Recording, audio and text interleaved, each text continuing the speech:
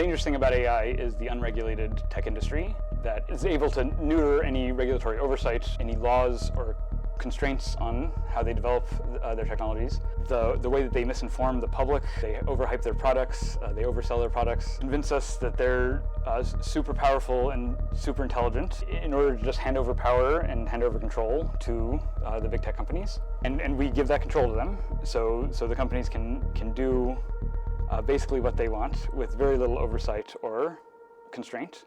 And it's the public that has to deal with the consequences. It's the public that has to shoulder that harm.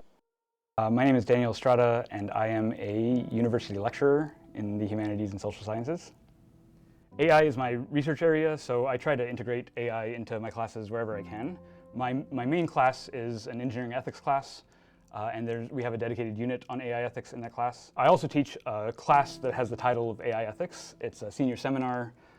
We spend the whole semester looking at scholarly research on AI, some of the cutting edge research that's coming out right now. We also do a major project on AI. It's an audit project.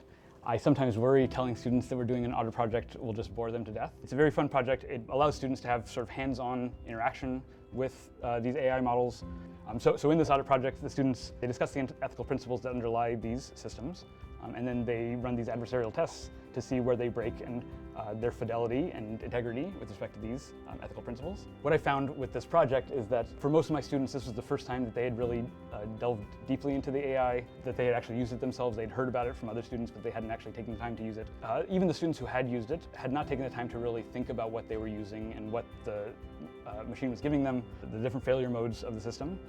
One example of this is when you ask ChatGPT to give you citations or references on some topic, it will often give you just bogus, made-up citations to papers that don't exist, fabricating titles, fabricating authors, and so on.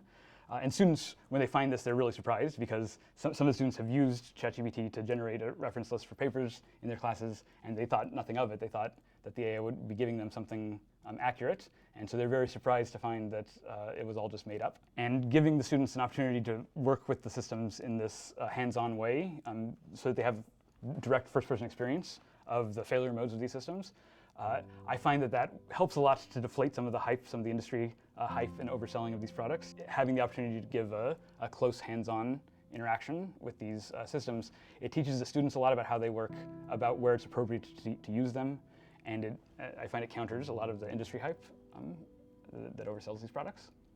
I hope in 10 or 20 years the public has a better understanding of AI and what it's capable of and how it's useful, so that people aren't so sort of wide-eyed and dazzled every time there's a new innovation or anytime there's a clickbait headline about AI.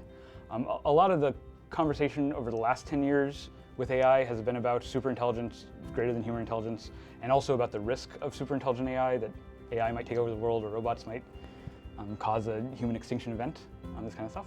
And I think a lot of this is just overblown concern, partly to make the technologies seem a lot more powerful than they really are. And I hope in 10 years people have become a little more savvy to the abuses and the harms from the tech industry.